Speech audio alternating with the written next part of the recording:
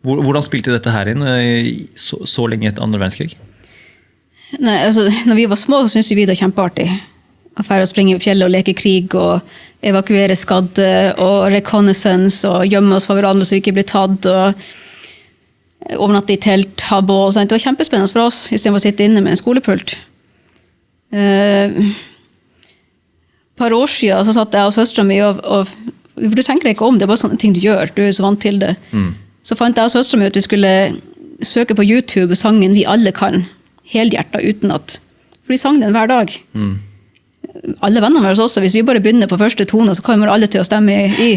Vi ser at det er Katusha da, som er Russlands nasjonale krigssang. Det er jo ikke i norsk pensum, det. Hvordan havner det i... Vi hadde russiske lærere, vi. Vi hadde russiske lærere, så vi var i skogen og plukket sopp. Det var russisk språk, russisk dans, russisk sang. Vi kan den nasjonale krigssangen utenat, helhjertet. Ja, det var mye som ikke er i pensum i norske skole. Så den norske skoleplan, for å si det sånn. Og vi synes jo bare det var ekstra krydder i hverdagen, kanskje, men når man blir eldre da, lærer om indoktrinering og militærstrategi, og med tanke på vår plassering i landet, så er det jo ikke så kult lenger. Da føler jeg litt lurt, rett og slett. Men er dette her noe som russerne, altså er dette tilfeldige russere som har flyttet til Finnmark og bare blitt lærere, eller er dette som et større strategisk... Man kan jo spørre seg, men det er akkurat det de har gjort i hele det de kaller for Donbass. Da har de flyttet inn familier og kjøpt opp bedrifter, og mer blitt en russisk tilværelse på lik linje med Kirkenes, som har russiske gatenavn, og russisk medie, de har egen russisk avis, og det som er... I Kirkenes? I Kirkenes, ja. I Øst-Finnmark så har de russiske gatenavn. I alle dager. Ja, masse russiske familier og masse russiske bedrifter. Og det er også en strategi som gjorde at de i Øst-Ukraina så lett kunne få overtaket når de da hadde vandret inn over grensa. For da har du mange russere som stemmer ja. Yes, det visste jeg ikke. Altså, men for å ta Norge først, da, hvor mange russere er det som bor i Finnmark? Det vet jeg ikke, men det er mange. Det er mange nok til at det er russiske gatenavn. Hvordan har det skjedd? Ja, hvordan har det skjedd i Norge? Er det lov? Også med sånn russiske, med sånn disse symbolene og bokstavene. I starten av krigen så gikk Russland ut og skulle nekte den avisa i Norge å nevne noe om krigen i hele tatt. Russiske aviser som er i Kirkenes. De fikk forbud av Putin å nevne krigen. Dette er jo helt vilt. Det er ganske merkelig, spør du meg da. Men folk er så naiv. De bare, ja, men det er bare naboen vår, de har jo ikke bare kommet hit for å bo, for å ha et bedre liv. Men forholdet, nå mimrer jeg tilbake til en episode med utenriksminister Espen Barth Eide her, og flere andre også, som at Russland, jeg husker ikke helt som sa det, jeg tror kanskje ikke det var Barth Eide, men at Russland og Norge har historisk sett hatt et veldig godt samarbeid. Altså Svalbard, Finnmark, handelsavtale, fisking, I don't know. Men, sier de det samme om det gode samarbeidet med fiske og Svalbard nå? Ikke sant? Men så hva tenker du om det når du hører den påstanden der da? Vi vokste opp med å få høre at Russland var vår eneste venn og nabo, og husk på det at hvis det blir krig, så er de eneste som kan redde oss igjen. For det er de som redde oss under andre verdenskrig. Det vokste vi opp med å tro, og det er jo ikke tilfellet. Og det såkalte vennskapet som har vært, de spilte mye på det at de vandret inn andre verdenskrig. Sannheten er at de drev og bombet dritten ut av Kirkenes og sivile mål, og torturerte sivile og voldtok, og samme som gjorde i Ukraina. Det er sannheten. Nordmenn? Ja. Mens Norge var okkupert av selvfølgelig ja, når de kom og frigjorde oss fra nazistene. De aller fleste historier jeg har hørt fra sivilbefolkningen i Finnmark fra andre verdenskrig er at tyskerne var egentlig ikke så fæle. De ga ungene godteri, og selvfølgelig var det noen hendelser, ja, men de var egentlig ikke så fæle. Det var ikke før russerne kom at sivilbefolkningen fikk det fælt. Så det er den historien du har fått høre av? De fleste sivile fra andre verdenskrig, ja. Russland er Russland, uansett hvilket land. Om det er Norge, Finland, Litauen, Polen eller Ukraina, så de er den samme. Det er den samme kultur, det er samme kommunismen og den samme lederen. kan man si. Så de endrer seg ikke bare for de med norske grenser. Det akkurat det samme Russland vi snakker om. Og de har vært sånn i mange, mange, mange generasjoner. De har en veldig merkelig kultur. Det mye mangel på moral der. Mye mangel på moral, og det ser man også hvordan de behandler krigsfanger, kontra hva vi gjør. Ja, det har jeg faktisk et punkt der nede også, for du forteller jo det under podcast, men ja, det å bli krigsfang i Russland, altså der må vi heller... Da vil vi heller dø. Ja, du vil heller være død. Ja, da vil man heller dø. Og det kan jeg med hånden på hjertet si, at uansett hvor mange krigsfanger vi har hatt, og hvor mye du enn hater dem, og du har akkurat sett på at de dreper vennene dine, jeg har aldri sett noen, hverken meg selv eller noen av mine ukrainske eller vestlige, behandle dem fælt. Når de da har lagt fra seg våpenet, gitt opp og blitt en fange og kneblet, de får vann, de får pleie hvis de har sår. Vi gir dem til og med sigaretter, de trenger ikke det. Det er ikke nødvendig for dem å leve. Men vi gir det til dem. Det er ingen som sier et ord. Men de får vann, de får en sigarett, og så venter de på at de plukker opp. Men dem, der blir du først torturert, og så blir du drept. Og det er ingen annen utvei. Og så skal de i tillegg publisere det da. Så for eksempel når de da tar en av våre til fange og halshøger han, setter hodet opp på en bil og sender dronebilder til oss av det. Hva er vitsen? Publiserer det på nett så familien kan se. Hva er vitsen med det? Men det er sånn de er.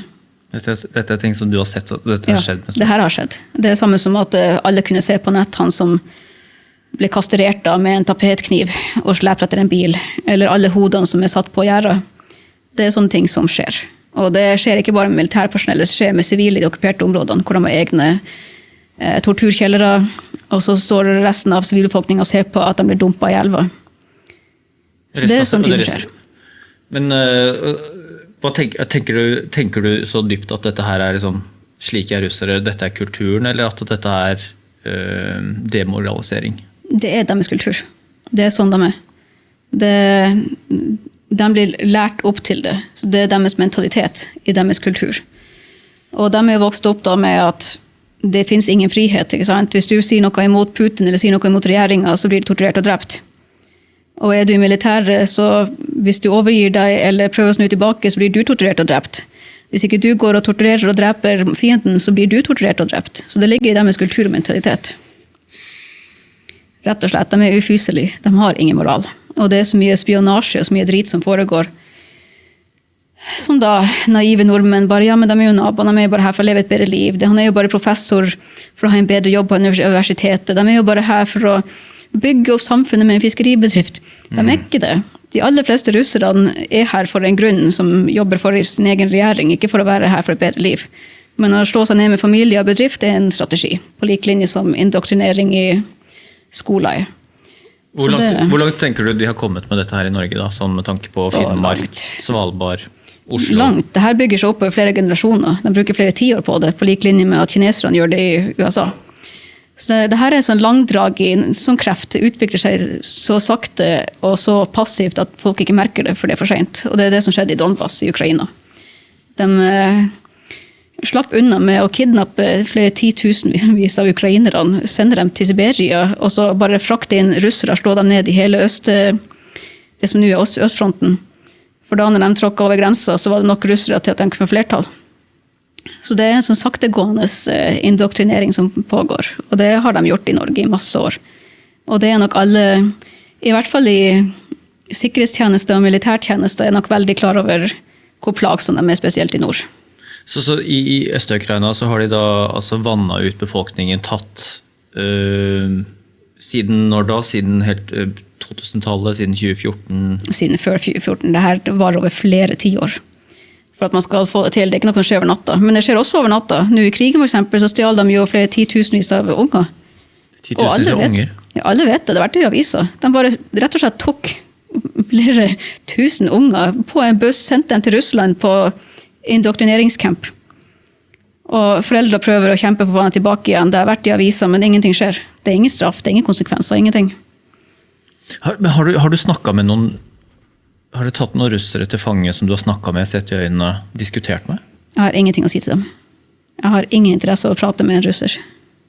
Det er ingenting å si. Hva med de soldatene som er det diskusjoner, debatter, er det typer, altså det noe som helst kommunikasjon mellom soldatene når man tar russiske fanger? Nei, det på et høyere nivå. Det ikke vår jobb å avhøre dem. Men når man da sitter og venter på at de skal bli hentet, ingenting å si. Det ingenting de kan si til meg som er interesse av å høre, for jeg vet hva de Jeg vet hvor de kommer ifra. Jeg vet hva kultur de jeg har sett hvordan de Så jeg har ingen interesse av å ha spørsmål og svar med dem. Dette her, det som jeg har hørt, det er flere som typsikkert som ikke kjenner til Russland og Ukraina i hele tatt. Og det var vel et spørsmål også du hadde i den podcasten nevnt her i sted, med at mange snakker jo om at liksom, det er brødre som slåss mot brødre, men det tenker ikke du, det er ikke tilfellet her. Er det samme folket bare med... Altså, Russland har vært veldig på det med å kalle det for at de er brødre, de er naboer. Men når har de vært det? Hvis man vet noe om historien til Ukraina og Russland, når har de vært det? Det har vært krig og elendighet i over 100 år, for det her er ikke det første som skjer. 2014 er ikke det første som skjer med Crimea. Man må huske på at Russland sultestreika flere tusen ukrainere. Når de kom inn og sa at alle åkrene er våre, alle bønder jobber for oss, ingen har lov å ta korn, og ingen har lov å ta mat. Det var masse tusen og sulta ihjel, rett og slett, for 80-100 år siden. Andre verdenskrig var ikke bedre for dem. Og etter det så de klarte å bryte seg ut av Sovjetunionen for 30 år siden. Og så kommer 2014 med Crimea, som nå da er 11 år siden. Og så kommer krigen her for 3 år siden. Når har de vært brødre? De har ikke det. Det er bare en ting russerne har lyst til å si, for at vi skal tro at det samme som de sier med Norge da. Vennskapet vårt og nabolaget og alt mulig rart. Man kan påstå mye rart, men det har ikke vært tilfellet. Er det noen du kjenner navnet på, altså med soldater, noen i din tropp som har blitt tatt til fange av russerne? Som har... Jeg vet om flere som blir tatt til fange, men jeg vet ikke om de lever eller dør. Nei. For jeg har ikke sett dem igjen. Sikkert ikke i livet, tenker jeg. Er det noe som har kommet ut av det? Hvor er det historien, altså er det noen som, hvordan kjenner man til historiene fra den motsatte siden hvis... Alle de som faktisk har kommet tilbake igjen. Nå for eksempel er det jo 1000 stykker som har kommet ut. For en måned siden noe sånt, så var det mye oppslag om journalisten som var tatt i fange, og kroppen kom nå først et år senere noe sånt tilbake, og da hadde de fjernet øyene, organer, alt mulig rart som kunne fjerne bevis på tortur. Men de som har vært i fangenskap og kommet tilbake, forteller jo alle det samme.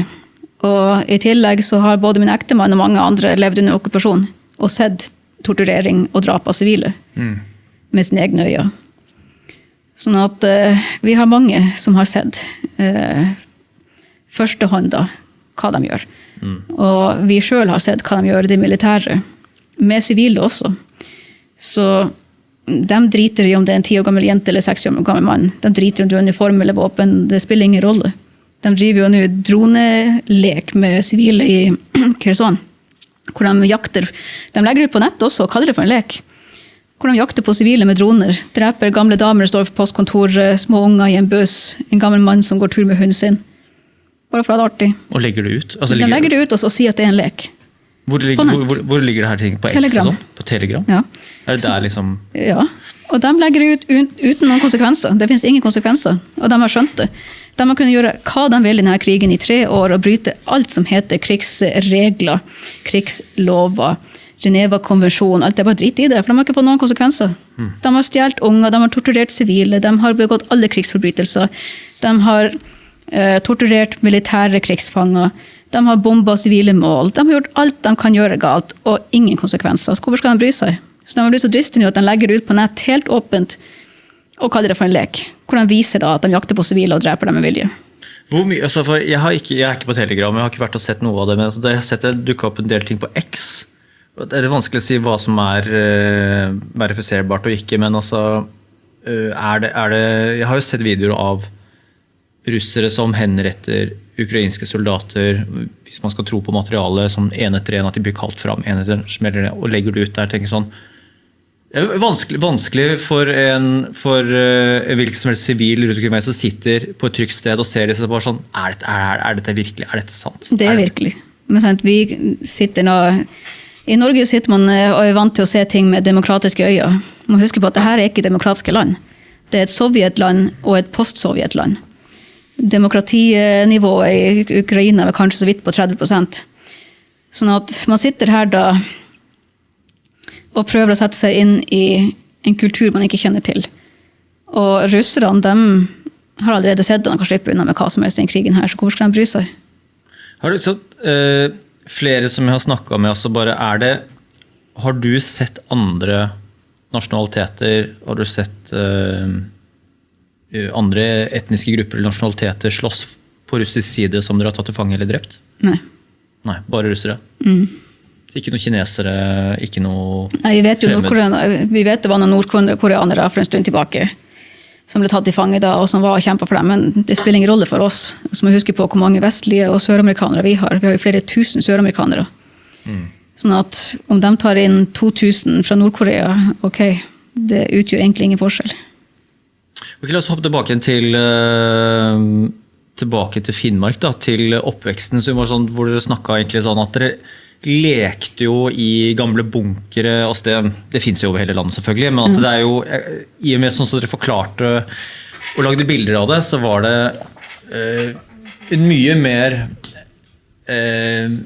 både sånn landskapet, ting som henger igjen fra krigen, at dere vokste jo opp i ikke bare liksom krigsruiner, men også materiell, som du sa da, og liksom med denne russiske disse tingene med kulturen som bare ser vi inn liksom, i barneoppdragelsen og sånn også, men